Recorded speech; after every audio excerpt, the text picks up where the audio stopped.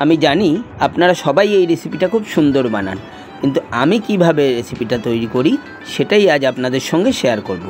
নমস্কার বন্ধুরা, রঞ্জিত জয় কিচেনে আপনাদের সবাইকে আবার একটা নতুন পর্বে স্বাগত। আজ আমি বানাতে চলেছি চিলি চিকেন। এইভাবে যদি চিলি চিকেন রান্না করেন জাস্ট অসম লাগবে, রাইস বা রুটির সঙ্গে জাস্ট জমে যাবে।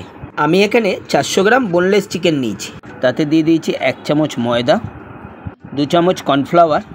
আপনারা চাইলে উইথ বোন চিকেনও নিতে পারেন।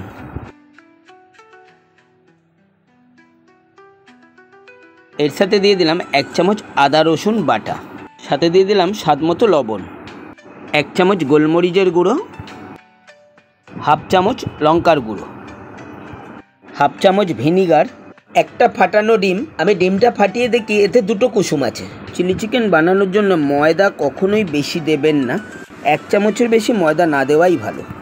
সমস্ত উপকরণটা হাত দিয়ে ভালো করে ম্যারিনেট করতে হবে। ম্যারিনেট করার সময় অবশ্যই খেয়াল রাখবেন যেন এটা পাতলা না হয়ে যায়। আমি যে ডিমটা ব্যবহার করেছিলাম সৌভাগ্যবশত এতে যেহেতু 2টো কুসুম ছিল, তাই মাখার সময় দেখলাম বেশ পাতলা হয়ে গেছে, তাই আমি এতে 1 চামচ কর্নফ্লাওয়ার অ্যাড করলাম। কর্নফ্লাওয়ার অ্যাড করে আবারও ভালো করে মাখিয়ে নিলাম সম্পূর্ণ উপকরণগুলোর সাথে। মাখানো হয়ে গেলে 10 মিনিটের জন্য ফ্রিজে রেখে দিলাম। ফ্রিজে রেখে দিলে চিকেনটা যখন ভাজবেন খুব সফট হবে। এবার কড়াইতে সাদা তেল দিয়ে তাতে একটা একটা করে চিকেন ভাজার জন্য ছেড়ে দিলাম। ভালো করে উল্টে পাল্টে চিকেনগুলোর সব দিকগুলো ভালো করে ভেজে নিলাম। খুব কড়া করে ভাজবেন না,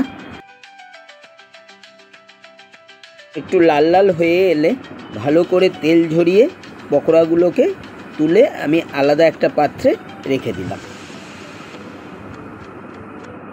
আমি এখানে মোট 3টে স্লটে পকোড়াগুলো ভেজে নিয়েছি, কারণ পকোড়া খুব গায়ে গায়ে দেবেন না, এবং একটার উপরে আরেকটা চাপিয়ে দিলে তাহলে একটার সঙ্গে আরেকটা লেগে যাবে।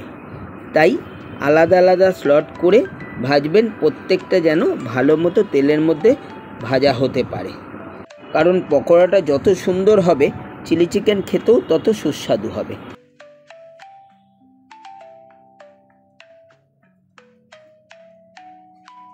এবার পকোড়া ভাজার ওই কড়াই থেকে আমি কিছুটা তেল তুলে নিলাম, কারণ আমি অল্প তেলেতেই এই রেসিপিটা করি। কড়াইয়ের ওই তেলেতেই দিয়ে দিলাম 2টো শুকনো লঙ্কা। লঙ্কাটা একটু ভাজা ভাজা হয়ে এলে এর মধ্যে দিয়ে দিলাম সরু সরু লম্বা লম্বা করে কেটে রাখা আদা, সাথে দিয়ে দিলাম লম্বা লম্বা করে কেটে রাখা রসুন। আদা ও রসুনের কাঁচা গন্ধটা যাওয়া পর্যন্ত একটু ভালো করে নেড়েচেড়ে নিয়ে এর মধ্যে দিয়ে দিলাম 5টা মাঝারি সাইজের পেঁয়াজ কিউব করে কেটে নেওয়া।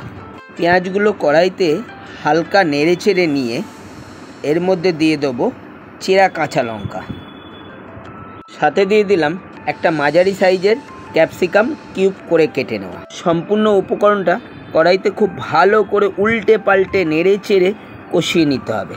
সাথে দিয়ে দিলাম স্বাদ মতো লবণ, হাফ চামচ গোলমরিচের গুঁড়ো, হাফ চামচ ভিনিগার, 2 চামচ চিলি সস, সামান্য একটু সোয়া সস, সাথে দিয়ে দিলাম 4 থেকে 5 চামচ টমেটো সস। টমেটো সসটা অবশ্যই একটু বেশি করে দেবেন, তাতে যেমন কালারটাও ভালো আসবে, টেস্টটাও সুন্দর হবে। সম্পূর্ণ উপকরণটা খুব ভালো করে মিশিয়ে নিয়ে একটু ফুটে উঠলে তাতে দিয়ে দিলাম সামান্য একটু চিনি। আবারও সম্পূর্ণ উপকরণটা খুব ভালো করে নেড়েচেড়ে মিশিয়ে দিয়ে একটু ফুটে উঠলে এর মধ্যে দিয়ে দিলাম ভেজে রাখা পকোড়াগুলো। সম্পূর্ণ পকোড়াটা কড়াইতে দিয়ে খুব ভালো করে উল্টে পাল্টে পকোড়ার সাথে সম্পূর্ণ উপকরণটা খুব ভালো করে মিশিয়ে নিতে হবে। একটু হতে দিয়ে আমি একটা বাটিতে পরিমাণ মতো জল নিয়ে 1 চামচ কর্নফ্লাওয়ার গুলে নিলাম। আবারও খুব ভালো করে নেড়েচেড়ে নিলাম। দেখুন কত সুন্দর মশলার রসগুলো পকোড়ার সাথে মিশে গেছে। এবার এর মধ্যে দিয়ে দিলাম আমি যে কর্নফ্লাওয়ারটা গুলে নিয়েছিলাম সেই জলটা। আমি একবারেই পরিমাণ মতো জল দিয়ে দিয়েছি, এর মধ্যে অতিরিক্ত আর জল দেব না। খুব ভালো করে ফুটতে সময় দেব। রোজকার মতো বলি, ভালো খান, সুস্থ থাকুন, সুস্থ জীবনযাপন করুন। ভালো করে নেড়ে চেড়ে গ্রেভিটা যখন বেশ ঘনত্ব বেড়ে আসবে, গ্যাসের চুলা বন্ধ করে দিয়ে আলাদা একটা পাত্রে তুলে নিলাম। অলমোস্ট ডান আমাদের চিলি চিকেন। গরম গরম সার্ভ করুন রুটি বা রাইসের সঙ্গে, জাস্ট জমে যাবে। সম্পূর্ণ ভিডিওটা মনোযোগ সহকারে দেখবার জন্যে অনেক অনেক ধন্যবাদ। ভালো লাগলে লাইক ও শেয়ার করতে ভুলবেন না।